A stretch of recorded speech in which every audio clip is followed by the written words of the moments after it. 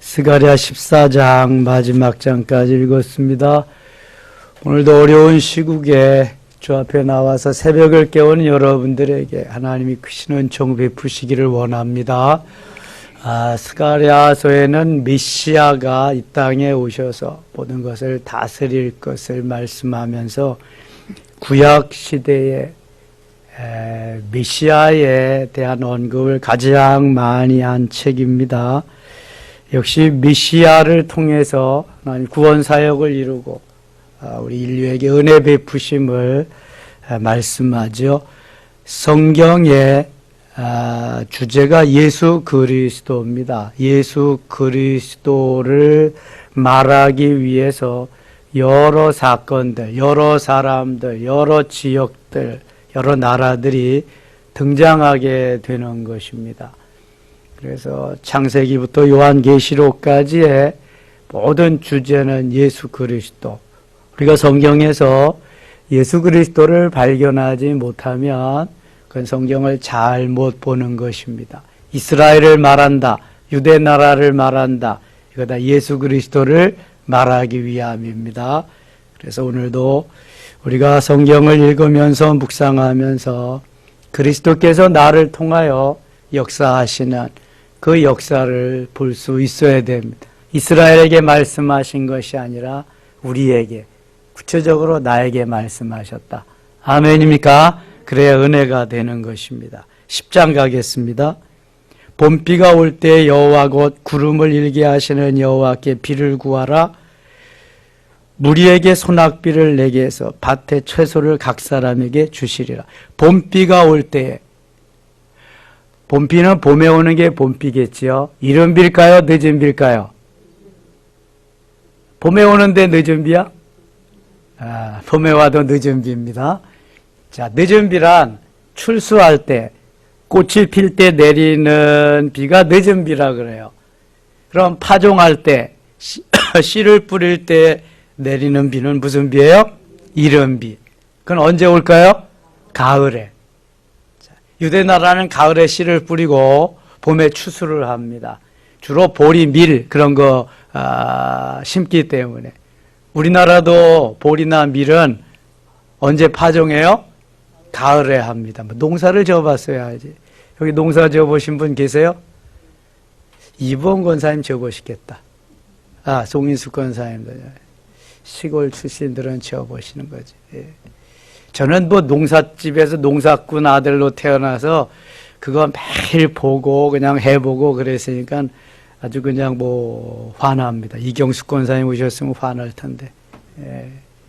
그래서 가을에 다 갈고 씨를 뿌리고 그러면 봄에 이제 보릿고개라는 거 있거든요. 보릿고개는 먹을 양식이 겨울에 다 먹고 없어요.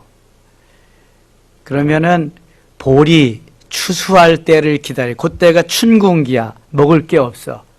그래서 그걸 보릿고개라 그래. 그걸 잘 넘겨야 또 살 수 있는 거거든요. 그래서 봄에 내리는 비가 무슨 비? 늦은 비. 출수할 때, 꽃이 필 때 내리는 비다. 또 고 여호와 곧 구름을 일게 하시는 여호와께 비를 구하라. 구름을 일게 하시는 여호와께 비를 구하라. 아니 하나님이 비를 내리실 텐데 구름을 일게 하면 구름에서 비가 자연적으로 내리실 텐데. 자, 이 땅에 물이 있어요. 물이 그러면은 태양이 비치고 그럴 때 수증기로 위로 올라갑니다. 공중에. 그럼 그게 구름 속에 있다가 그게 내리는 것이 비거든요. 하나님이 다 내리시는데 뭐라 그러시냐면 구름을 일게 하시는 여호와께 비를 구하라. 하나님이 내리시는데도 내려달라고 구해야 된다는 거예요. 에스겔 36장 37절에도 내가 회복시키고 내가 하고 내가 다 할 텐데 그래도 너희가 나에게 구하여야 할지니라 이렇게 말씀해요. 자녀들이 부모에게 뭐가 필요한 것을 달라고 구하는 것이 하나님 아버지께 구하여야 되리라. 비를 달라고 구하라는 거예요. 무리에게 소낙비를 내려서 밭의 채소를 각 사람에게 주시리라. 소낙비를 내려서 밭의 채소를 각 사람에게 주시리라. 비가 내리지 않으면 채소가 되지 않습니다. 또 소낙비가 내려야 채소가 먹을 수 있게 됩니다. 무슨 말이냐 하면은 비가 내리지 아니하면 수분이 없어서 야채, 채소, 곡식이 자랄 수가 없어요. 비가 내려야 거기에서 영양분을 섭취하는데 소낙비가 내릴 때에는 반드시 공중에서 같이 동행하면서 일하는 그러한 것들이 있는데 소낙비 내릴 때 주로 뭐가 발생해요? 천둥과 번개가 동시에 발생합니다. 소낙비가 내릴 때. 안 그럴 때도 있지만 많은 경우에 천둥, 번개가 치면서 소낙비가 내립니다. 이 소낙비 속에 천둥, 번개가 칠 때에 양이온, 음이온이 스파크를 일으켜서 거기에서 비료를 만듭니다. 비료를 만들어서 소낙비와 함께 내려보냅니다. 그래서 에스겔 34장 26절에는 복된 소낙비라고 말해요. 복된 장맛비라고 말합니다. 그러면 장맛비가 뭐에 복돼요? 홍수를 일으키고 그 다음에 산사태가 나게 하고 많은 어려움을 주는데, 그런데 그 소낙비, 장맛비 속에 비료, 영양가가 있는 것들이 내려오기 때문에 복된 소낙비, 복된 장맛비예요. 그럼 이게 농사 짓는 데 가서 끝나게 하심으로 농사 짓는 데만 해당함으로 이 말씀을 주셨을까요? 그렇지 않아요, 여러분. 반드시 영적인 비유, 영적으로 주시는 은혜가 여기에 담겨 있어요. 우리가 신앙생활을 그냥 이렇게 왔다 갔다 하면서 그냥 이것만 해서는 안 돼요. 아침에 이슬이 내리는 것 같이, 그저 보슬비가 내리는 것 같이, 이건 그런 거고요. 때로 우리에게 뭐가 필요하냐면은 오늘 늦은 비, 이른 비, 이런 게 필요한 거예요. 늦은 비와 이른 비 속에 소낙비와 함께 하나님께서 영양가 있는 비료를 우리에게 주시는 거예요. 이게 은혜라고 하는 거예요, 은혜. 은사라고 하는 거죠.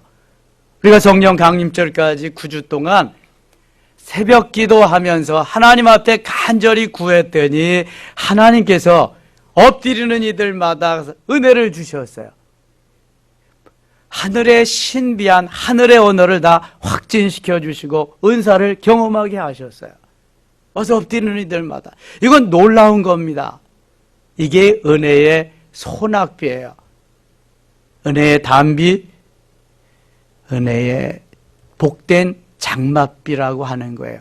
그러면은 그걸 계속 지속해야 돼요. 채소들도 그걸 지속하면서 이제 그래야 잘 자라죠. 곡식도. 우리가 그것을 지속하는 방법은 계속 주신 은혜, 은사를 활용하는 거예요. 써먹는 거예요. 그게 기도하면서 하나님 앞에 계속 부르짖어 아뢰는 거죠. 하늘의 언어 주셨으니까 가만히 있지 마시고 하나님 앞에 나와서 계속 부르짖어서 그것으로 기도를 해요. 그럼 활성화돼요. 그 기도가 점점 하나님이 기뻐하시는 기도들로 바뀌어지게 돼요. 내 생각도 넓어지고 하나님이 원하시는 그러한 삶의 자리로 나갈 수 있도록 은혜 위에 은혜로 때를 따라 돕는 은혜로 자꾸 주셔요. 여러분들이 기도할 때, 같이 기도할 때 그걸 하지 못하시면 혼자 있을 때 더 못합니다. 계속 해야 돼요. 하나님이 주신 것이기 때문에.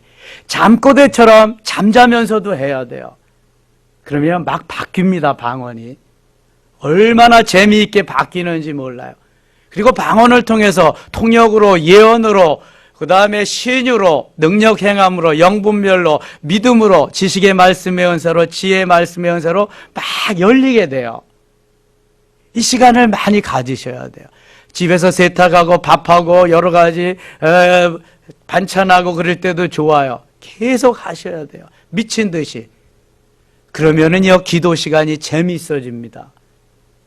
코로나가 두렵지 않아요. 무섭지 않습니다. 왜냐하면 하나님이 나와 함께 하시는 걸 경험하고 하나님의 은혜 속에 내가 들어가기 때문에요, 이게 모든 게 문제가 될 수가 없어요. 힘으로 되지 아니하고 능력으로 되지 아니하며 오직 뭘로 된다? 나의 영으로, 성령으로 되느니라. 스가랴 4장 6절이에요. 큰 산아 내가 무엇이냐, 내가 스룹바벨 앞에서 평지가 되리라. 할렐루야. 큰 산아 내가 무엇이냐, 내가 하나님의 사람 앞에서 평지가 되리라. 여러분, 능력 있게 살아야 돼요. 능력 있게. 뭐가 무서워요? 뭐가 두려워요? 하나님 우리 아버지신데, 다윗의 배후에 누가 있었어요? 다윗의 가슴에 누가 있었어요? 하나님, 예수 그리스도, 성령님 계셨어요. 뭐가 골리앗이 무섭냐고요? 뭐가 두려워요? 왕도 장군도 모든 군인들도 다 두려워했지만 다윗은 두렵지 않아요. 여러분, 이게 믿음이에요. 이게 은혜 받은 사람이에요. 이른 비와 늦은 비를 경험한 사람이 이런 거라고요. 왜 못 나와요, 여러분? 무서워서 못 나오잖아요. 두려워서. 나도 코로나 걸릴까 봐. 어떤 분들은 나로 인해서 다른 사람이 걸릴까 봐. 그런 사람은 별로 없어요, 근데. 얼마나 중요한 건지 몰라, 이거. 우리가 조심할 건 조심해야 돼요. 그래서 마스크 반드시 쓰라 그러죠. 거리도. 이렇게 여기만 붙어 있지 말고 드문드문 좀 앉으세요, 이렇게. 예.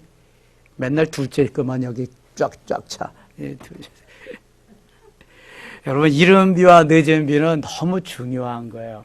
그래서 가끔 교회마다 부흥회도 하고 그러는 거거든요, 이게. 근데 우리는 새벽 기도마다 부흥회 하잖아. 오늘부터 제가 안수할 겁니다. 이제 목사님들만 안수할 거예요. 목사님들만 안수해서 월수금 자꾸 우리의 신앙이 처지면 안 돼요. 뒤처지면 안 돼요. 계속 업그레이드 되고 계속 쌓여야 되고, 그래서 그냥 막 나눠줄 게 있어야 돼. 풍성하게. 나도 없는데 나눠줄 게 뭐가 있어요. 은혜는 흘러가는 거예요. 자, 내가 성령으로 충만하면, 내 영이 성장하고 성숙해서 성령으로 충만하면 내 영이 내 육체를 흘러 덮게 돼요. 흘러 넘치게 되는 거예요. 다 이렇게. 그러면 거기서 흘러 넘치면 계속해서 나눠줄 수 있어요. 에스겔 47장 뭐냐? 발목에서 무릎으로, 무릎에서 허리로, 허리에서 헤엄할 강으로, 건너질 못할 강으로. 그렇게 되면은 물이 계속 흘러 넘치는 거예요. 성전 문지방에서 흘러나오는 그러한 생명수가 흘러 넘쳐서, 그러니까 내가 성령 충만에 흘러 넘치는 거예요. 그래서 자꾸 이웃에게 계속 전해지는 거예요. 그러면 그 사람도 흘러 넘치고 풍성하게 되고. 이걸 해야 돼요, 이거. 우리 새벽 기도 나오는 분들이. 지금 다 잊어버렸어요, 벌써. 얼마 안 됐는데. 다 자꾸만 이렇게 또 메말라가고. 이거 안 돼요, 여러분. 계속 내가 충만해져야 돼요. 할 수 있다, 하면 된다. 주 안에서, 예수 그리스도 안에서. 몰라요?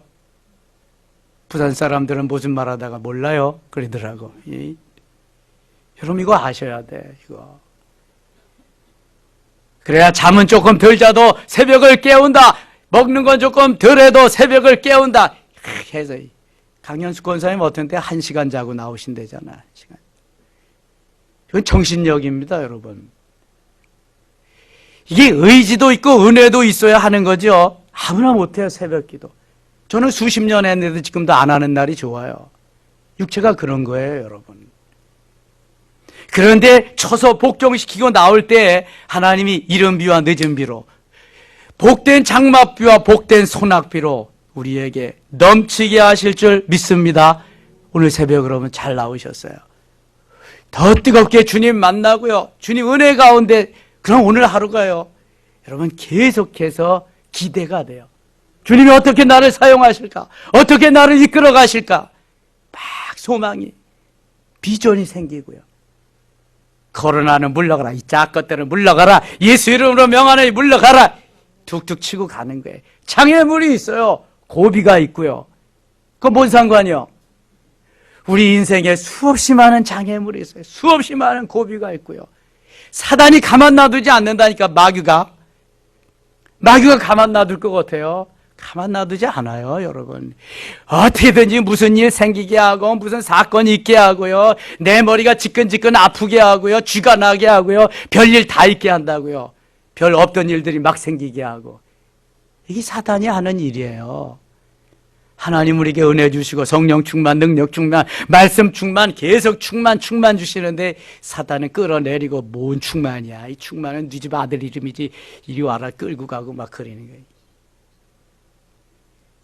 이 새벽에도 이른 비로 늦은 비로 충만하게 채워주실 수 있기를 축원합니다. 4절 가겠습니다. 4절 모퉁이 뜰이 그에게서 말뚝이 그에게서 싸우는 활이 그에게서 권세 잡은 자가 다 일제히 그에게서 나와서 이거 다 예수 그리스도를 말하는 거예요. 모퉁이 뜰 다 이게 돌만 나오면 예수님이다. 싸울 때 용사같이 거리의 진흙 중에 원수를 밟을 것이라. 여호와가 그들과 함께 앉은 그들이 싸워 말탄 자들을 부끄럽게 하리라. 능력 있는 권세 있는 자들을 다 하나님이 부끄럽게 하신다는 거예요. 때가 될 때에 내가 유다 족속을 견고하게 하며 요셉 족속을 구원할지라. 유다 지파 중에서 메시아가 다윗이 탄생하고 메시아가 탄생하지요. 요셉 족속은 하나님이 저 애굽에서부터 하나님이 요셉을 들어서 사용하셔서 요셉을 하나님께서 담장 넘어 뻗은 가지와 같이 아주 복을 주십니다. 그래서 야곱의 아들 중에서 요셉에게만 2지파를 주셨어요. 하나님이 사랑하고 복 주시는 자는 불가능한 가운데에도 막 더블로 주시는 거예요. 야베스의 기도와 같이 내게 복의 복을 더하사 지경을 넓히시고 주의 손으로 나를 붙드셔서 환난을 벗어나 근심이 없게 하옵소서. 야베스의 기도가 우리의 기도가 되기를 원합니다. 하나님이 우리를 붙잡으시고 은혜를 주시어 유다 족속을 견고하게 하며 요셉 족속을 구원할지라. 내가 그들을 긍휼히 여김으로 그들이 돌아오게 하리니 그들은 내가 내며 내가 내버린 일이 없었음 같이 되리라. 나는 그들의 하나님 여호와라. 내가 그들에게 들으리라. 에브라임이 용사 같아서 포도주를 마심같이 마음이 즐거울 것이요 그들의 자손은 보고 기뻐하며 여호와로 말미암아 마음에 즐거워하리라. 그 요셉 족속을 말하고는 곧바로 에브라임 누구의 아들이에요? 요셉의 아들이에요. 두 번째 아들인데 요셉의 두 번째 아들인데도요 하나님이 므낫세보다 에브라임을 더 사랑하셔요.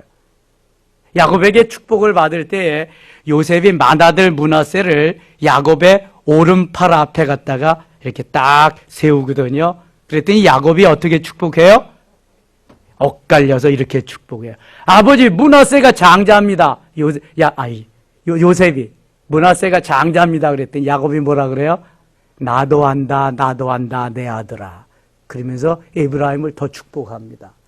그래서 에브라임이 북이스라엘을 주도하고요. 북이스라엘의 10지파의 대표가 되는 지파가 에브라임이에요. 놀랍죠? 하나님이 에서와 야곱을 주셨는데 말라기 1장에 보면 이제 내일 말라기 할 거예요. 하나님이 에서는 버리고 야곱은 선택했다 그래요. 이게 하나님의 주권이에요. 하나님의 경륜이에요, 여러분.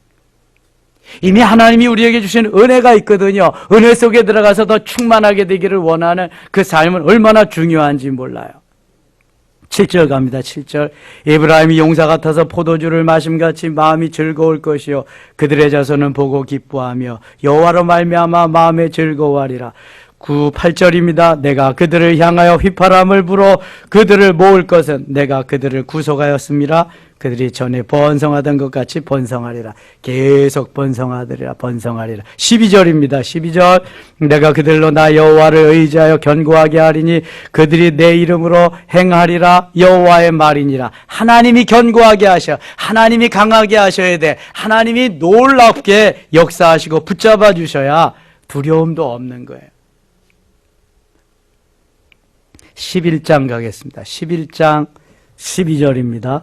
12절 내가 그들에게 이르되 너희가 좋게 여기거든 내 품삯을 내게 주고 그렇지 아니하거든 그만두라. 그들이 곧 은 30개를 달아 내 품삯을 삼은지라. 이게 무슨 말을 하는 거냐 하면은 메시아 예수 그리스도에 대해서 스가랴에서 아주 많이 말씀했다 그랬잖아요. 예수님이 이 땅에 오셨는데 누구도 영접하지 않습니다. 유대인들도 영접하지 않고요. 그러나 영접하는 자들에게는 하나님이 큰 은혜를 베푸시는데, 이 가룟 유다라고 하는 제자가 예수님이 돈으로 보여서 사단이 그 마음속에 들어가서 예수님을 팔아먹게 돼요.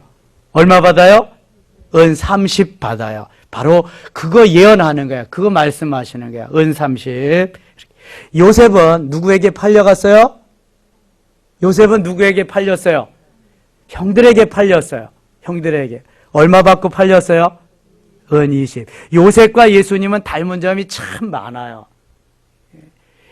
예수님은 제자에게 팔렸고 요셉은 형들에게 팔렸고, 예수님은 은 30에 팔렸고 요셉은 은 20에 팔렸고 예수님은 은 30에 팔렸고, 모든 고난과 고통을 요셉도 다 당했는데요. 예수님도 그 모진 고난과 고통을 다 당했어요. 요셉은 자기의 가정을 구원하고 후에 이스라엘을 구원합니다. 요셉은 온 인류를 구원합니다. 성경에서 보면 요셉은요, 흠이 없어요. 아주 예수님을 닮은 롤 모델이에요. 누구를 원망하거나 불평하지 않아요. 그리고 요셉은 다 용서합니다. 하나님이 하셨다고 하나님만을 전면에 내세워요. 그래서 요셉이 모델이에요. 흠이 없어요. 얼마나 귀한 믿음의 소유자인지 몰라요. 12장 가겠습니다. 12장 1절입니다. 이스라엘에 관한 여호와의 경고의 말씀이라. 여호와 곧 하늘을 퍼시며 땅에 터를 세우시며 사람 안에 심령을 지으시니가 이르시되, 창조주 하나님을 다시 한번 확인하고 그 하나님이 구원을 시키리라, 그런 말씀이죠. 8절 가겠습니다. 8절. 그날에 여호와가 예루살렘 주민을 보호하리니 그 중에 약한 자가 그날에는 다윗 같겠고 다윗의 족속은 하나님 같고 무리 앞에 있는 여호와의 사자 같을 것이라. 하나님이 강하게 하시고 하나님이 능력 있게 하시고 하나님이 권세 있게 하시리라. 이게 하나님이 다 하신다는 거예요. 메시아 시대는 이런 게 저절로 이제 오게 될 것이다. 13장 가겠습니다. 13장 1절입니다. 그날의 죄와 더러움을 씻는 셈이 다윗의 족속과 예루살렘 주민을 위하여 열리리라. 그날에, 하나님의 때에, 하나님이 원하시는 날에. 7절입니다. 만군의 여호와가 말하노라. 칼아 깨어서 내 목자 내 짝된 자를 치라. 목자를 치면 양이 흩어지려니와 작은 자들 위에는 내가 내 손을 들이오리라. 여호와가 말하노라. 이 온 땅에서 3분의 2는 멸망하고 3분의 1은 거기 남으리니 내가 그 3분의 1을 불 가운데서 던져온 같이 연단하며 금같이 시험할 것이라. 그들이 내 이름을 부르리니 내가 들을 것이며 나는 말하기를 이는 내 백성이라 할 것이요 그들은 말하기를 여호와는 내 하나님이라 하시리라. 환난과 핍박과 어려움 가운데도 남은 자가 있는데 여기 3분의 1을 말합니다. 3분의 1을 연단하고 3분의 1을 아주 그냥 연마하고 강하게 만들어서 3분의 1을 통해서 하나님이 일하시리라, 그렇게 말씀합니다. 그러니까 하나님은 다 데리고 일하시는 분이 아니에요. 사사기 7장에도 보면은 거기에 미디안과의 싸움에서 메뚜기 떼와 같은 미디안 군대를 물리치는데 하나님은 33,000명이 다 필요치 않았어요. 다 돌려보내고 1차, 2차, 3차 다 돌려보내고 맨 마지막 몇 명 남았어요? 300명 남았어요. 31,700명 다 돌려보냈어요. 작은 인원으로 하나님의 영광을 드러내시는 분이 하나님이 하시는. 오순절 사건 때도 수많은 사람 중에서 몇 명 필요했어요? 몇 명 있었어요? 120명. 120명이 다 변화시키고 예루살렘 교회가 안디옥 교회로 다시 온 세계로 나가서 14장 가겠습니다. 여호와의 날이 이르리라. 그날에 내 재물이 약탈되어 내 가운데서 나누이리라. 이게 이제 하나님이 흩으시고 하나님이 없게 하시면 다 없어지리라. 이제 하나님이 주권을 말하는 거죠. 6절 가겠습니다. 6절. 그날에는 빛이 없겠고 광명한 것들이 떠날 것이라. 여호와께서 아시는 한 날이 있으리니 낮도 아니요 밤도 아니라 어두워 갈 때 빛이 있으리로다. 그날에 생수가 예루살렘에서 솟아나서 절반은 동해로 절반은 서해로 흐를 것이라. 여름에는 겨울에도 그러하리라. 여호와께서 천하의 왕이 되시리니 그날에는 여호와께서 홀로 한 분이실 것이요 그의 이름이 홀로 하나이실 것이라. 자, 이제 여호와 하나님께서 메시아를 이 땅에 보내시고 메시아가 주도하는 그 날에는 하나님이 뜻대로 하나님이 역사하시는, 하나님이 만국을 통치하시는 그때가 되리라. 이제는 초림 예수를 말하지만 이제는 우리가 재림 예수님을 기다립니다. 주님과 함께 영원히 왕노릇할 그날이 얼마 머지않아 반드시 올 겁니다. 코로나 시대도 지나가고 예수님의 재림의 시대도 다시 머지않아 올 줄로 믿습니다. 이 새벽에 우리가 부르짖어 하나님 앞에 기도할 때 또 하나님 큰 은혜 주실 수 있기를 원합니다. 하나님 아버지 고맙습니다. 정말 깨우기 어려운 새벽 시간입니다. 하지만 주님 앞에 나올 수 있게 하시고 부르짖어 기도할 수 있게 하시니 고맙습니다. 머지않아 재림주로 오실 주님을 기대하며 바라보면서 코로나는 물러가라, 속히 물러가고 우리를 에워싸고 있는 여러 공중권세 잡은 자들 물러갈지어다, 물러갈지어다. 예수 이름으로 명하노니 물러갈지어다. 기도할 때 성령 임하게 하시고 충만케 하시며 은혜 위에 은혜로 때를 따라 돕는 은혜로 이른 비와 늦은 비로 채워 주시옵소서. 예수님의 이름으로 기도드리옵나이다. 아멘.